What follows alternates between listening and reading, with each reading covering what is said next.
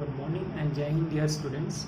Today I am going to discuss the first module of the chapter metals and non-metals. In this module I will be discussing about metals and non-metals, their physical properties, chemical properties of the metals and metal displacement reaction. So let's begin with the module. Lavoisier was the first chemist who classified elements into metals, non-metals and metalloids on the basis of their properties, that is physical and chemical properties. Now some of the metals can be iron, copper, gold, silver, aluminium, zinc, lead, which are commonly used metals. Non-metals can be hydrogen, oxygen, nitrogen, carbon, sulfur, phosphorus, chlorine, bromine, iodine are some of the non-metals. What about metalloids? Metalloids are those elements which show the properties of both metals and non-metals. So some of the examples of metalloids can be boron, silicon, arsenic, germanium. Now coming to the physical properties of metals and non-metals. So here you can see the difference between the metals and non-metals based on their physical properties. When we talk about physical state, so you can see here most of the metals are solid at room temperature. Mercury is the only metal which is found in liquid state at room temperature. What about non-metals? Non-metals are generally solid or gases. Now bromine is the only non-metal which exists in liquid state. Coming to malleability, metals are malleable and ductile. What does malleability mean? Malleability means that the metals can be beaten or hammered into very thin sheets. Similarly, ductile or ductility means that the metal can be drawn into thin wires. So metals, they show the property of malleability and ductility, and therefore we say that the metals are malleable and ductile. Similarly, what about non-metals? Non-metals are neither malleable nor ductile, they are brittle. In case of metals, we have an exception, that is zinc. Zinc is the only metal which is not malleable and ductile, and it is brittle like non-metals. Then coming to luster, metals are lustrous, that means they have shiny appearance, whereas non-metals are non-lustrous, they do not have shiny appearance like metal. But there are exceptions in non-metal also, like iodine and graphite.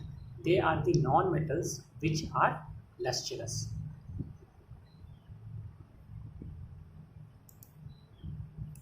Conductivity of heat. So as you know, metals are good conductors of heat. They conduct heat. But instead of that, if we talk about bismuth, which is a poor conductor of heat, so it is an exception.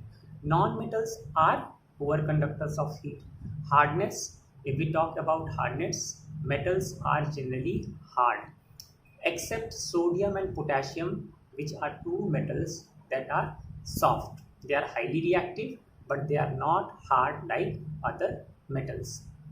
Then non-metals, they are quite soft, but here also we have an exception, diamond, which is the example of non-metal, and it is an allotropic form of carbon. So diamond is the hardest known substance in nature, and it is a non-metal. So diamond is an exception. What about electrical conductivity? We can say all metals are good conductors of electricity, whereas non-metals are poor conductor of electricity. We have an exception here. Graphite is a non-metal which is a good conductor of electricity. So graphite is an exception. About sonority, metals are sonorous. That means when metals are beaten with any hard objects, they produce a ringing sound. That's why we say that metals are sonorous and non-metals are non-sonorous. Tensile strength, most of the metals have high tensile strength, that is they have more capacity to bear heavy loads. But zinc has a very low tensile strength even though it is a metal. Non-metals have low tensile strength except carbon fibers. Coming to melting point and boiling point.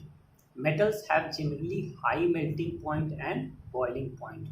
And here we have an exception, sodium, potassium, which are two highly reactive metals, but their melting point and boiling points are low as compared to other metals, as well as mercury and gallium. They are also metals who have low melting point and boiling point. Non-metals have generally low melting and boiling point, and here we have an exception of diamond, where diamond has a very high melting and boiling point. Now coming to the chemical properties of metals. How do metals react?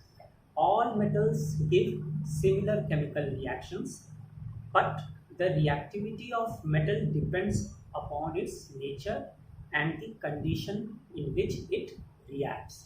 Now some of the typical chemical reactions are described here.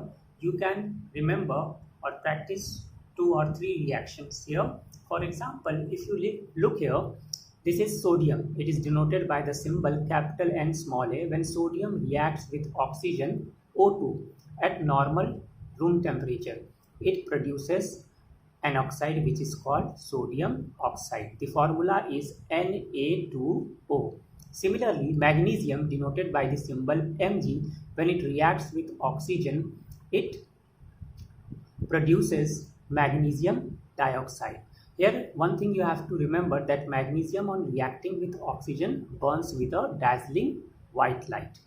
Similarly, when zinc reacts with oxygen, that is on strong heating, it burns. It will only react with oxygen when it is strongly heated, and it burns with a blue flame, and it produces zinc oxide ZnO. Similarly, iron, the symbol for iron is capital F small e. So when Fe reacts with O2 under strong heating, it does not burn, but it forms an oxide which is also called ferric oxide, Fe2O3. Again, I am repeating, iron reacts with oxygen only on strong heating. It does not burn, but it produces an oxide which is called ferric oxide, Fe2O3. Similarly, copper also reacts with oxygen only on prolonged strong heating. What does it mean, prolonged strong heating? Means if the copper is heated for a very long time in the presence of oxygen, then it forms copper oxide, that is CuO.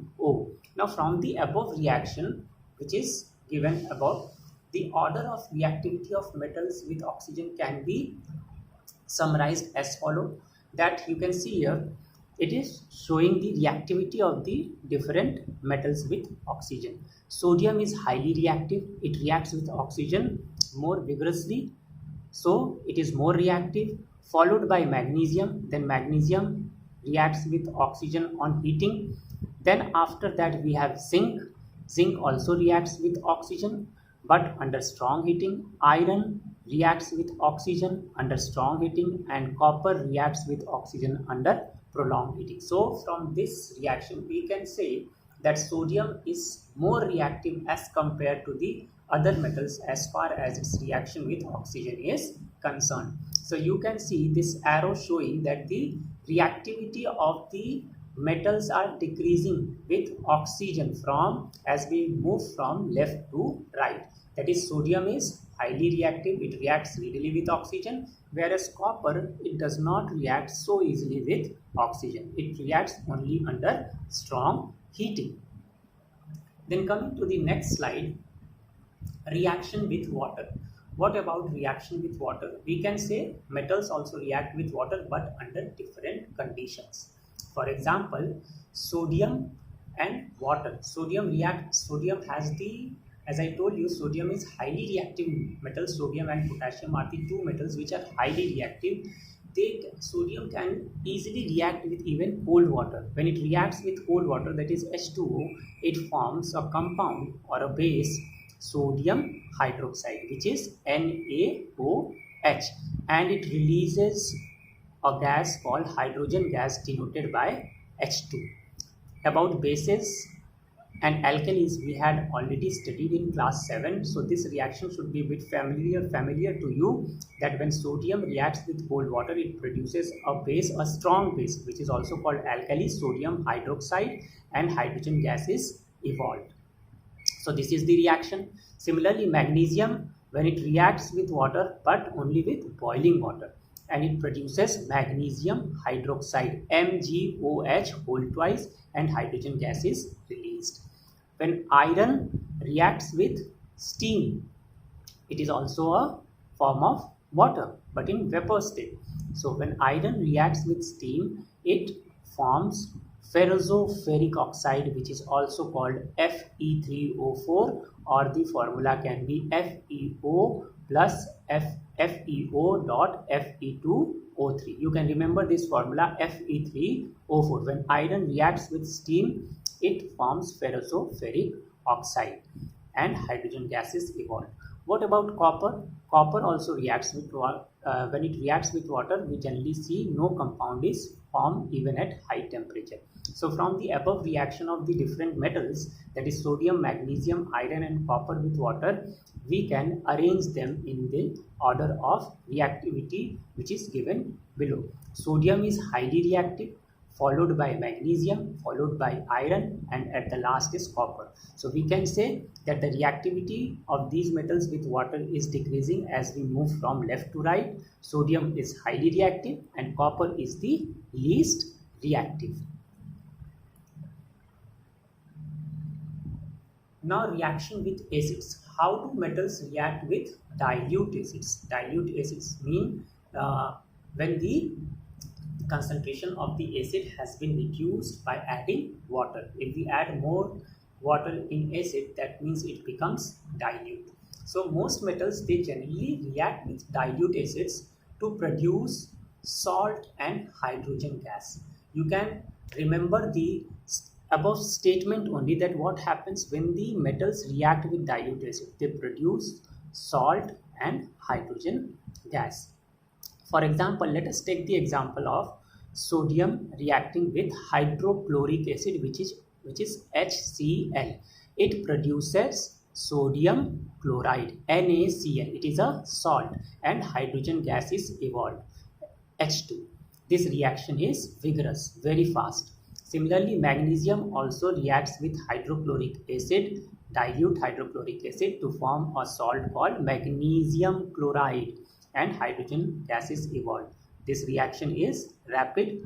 Then zinc reacts with hydrochloric acid at room temperature to produce zinc chloride, and hydrogen gas is evolved. This reaction is moderate. It is not so fast as sodium and magnesium reacting with hydrochloric acid. So zinc will react with hydrochloric acid at room temperature to produce a salt zinc chloride, and hydrogen gas will be evolved. Similarly, iron or Fe reacts with HCl on heating to produce iron chloride, a salt, and hydrogen gas is evolved. This reaction is also moderate. Then coming to copper, when is added in hydrochloric acid, dilute solution of hydrochloric acid, no reactions occur even on strong heating. So from the reaction conditions of the reactions given above, we can classify the order of reactivity of these metals with dilute acids. So based on the above reaction of the metals with dilute acid like hydrochloric acid, we can say sodium is highly reactive. It is reacting vigorously with hydrochloric acid, followed by magnesium, followed by zinc, iron, and the least reactive is copper. So the reactivity you can see is decreasing as we are moving from left to right. Again, sodium is highly reactive. It is able to react with the acids readily, followed by magnesium. Then reaction with bases or alkalis. Now there are certain metals like zinc and aluminum which can react with strong bases on heating to form a soluble salt, and hydrogen gas is evolved. So you can see zinc metal or Zn, reacting with sodium hydroxide, a strong base, and it is an alkali also because it is soluble in water. NaOH is a strong base and it is an alkali because it is soluble in water. So zinc plus NaOH, on heating, it forms sodium zincate, which is given by the formula Na2ZNO2 plus hydrogen gas is evolved. So you can see here that the metals have, some metals, not all, have a tendency to react with even strong bases or alkalis to form their zinc. Reacting with sodium hydroxide forms sodium zincate plus hydrogen gas is evolved. Similarly, Aluminium is also a metal. It reacts with sodium hydroxide, which is an alkali. It is also called caustic soda. And when aluminium reacts with sodium hydroxide, it forms sodium aluminate, given by the formula NaAlO2, and hydrogen gas is evolved. So these are some of the chemical properties of the metals, that is how they are reacting with oxygen to form the respective oxides, how they are reacting with water to form hydroxides and release hydrogen gas, how they are reacting with acids to form salts and release hydrogen gas, and how the metals, some of the metals are reacting with strong bases or alkalis to form certain compounds. Along with that, hydrogen gas is being released. Now coming to the metal displacement reaction. When we talk about metal displacement reaction, we can say a reaction in which a highly reactive metal displaces a less reactive metal from its salt solution is called metal displacement reaction. It means that if a reaction is taking place between a more reactive metal and a less reactive metal, then the more reactive metal will displace the less reactive metal from its salt solution, and so the name is metal displacement reaction. So such kind of reactions are called metal displacement reactions. Now some of the metal displacement reactions are given below, like when magnesium will react with copper sulfate solution, which is blue in color. Now magnesium is more reactive as compared to copper. So what it will do, magnesium will displace copper and it will form a new compound which is called magnesium sulfate, MgSO4, which is a colorless solution. And you can see here plus copper has been displaced by the magnesium. Magnesium itself has reacted with sulfate to form the solution and copper has been removed. So it is called displacement reaction. Similarly, zinc metal and copper sulfate solution, if Zn plus CuSO4 we are taking, then we will find that zinc being more reactive metal as compared to copper, it will again displace the copper from the copper sulfate solution and a new compound will be formed, or a new colorless solution can be seen, which is called zinc sulfate, ZnSO4. So zinc on reacting with CuSO4 will displace copper and form ZnSO4, and as you can see here, copper has been removed or displaced. Again, iron reacting with copper sulfate solution, Fe plus CuSO4, which is a blue solution, you will find that iron again will displace copper and will form iron sulfate, FeSO4, which is light green in color, and copper has been removed. You can see copper is the displaced metal. Why? Copper is less reactive as compared to iron metal, so iron was able to displace the copper from the copper sulfate solution. Then coming to reactivity series of metals. So this series, you can see, it is also called reactivity series of metal. Here the metals are arranged from top to bottom based on their reactivity, which means that the highly reactive metals, they are placed, you can see the highly reactive metals, potassium and sodium being the most highly reactive metals, they are placed at the top of the reactivity series, whereas the least reactive metals, they are placed at the bottom of the reactivity series. So some of the least reactive metals are mercury, silver, gold, platinum, they are at the bottom of the reactivity series, and highly reactive metals like potassium, sodium, calcium, magnesium, they are placed at the top of the reactivity series. So we can say the reactivity series of metal is a kind of arrangement of metals in vertical column in order of decreasing reactivity. So as we move from the top to the bottom of the reactivity series, we find that the reactivity of the metals slowly goes on decreasing. So reactivity series is also called the activity series of metals. Now in this reactivity series, you will find the most reactive metals being placed at the top and the least reactive metals being placed at the bottom. The more reactive metals has greater tendency to form compounds. Again I repeat, these more reactive metals or highly reactive metals like potassium, sodium, calcium, magnesium, aluminum, they have more tendency to form or greater tendency to form compounds.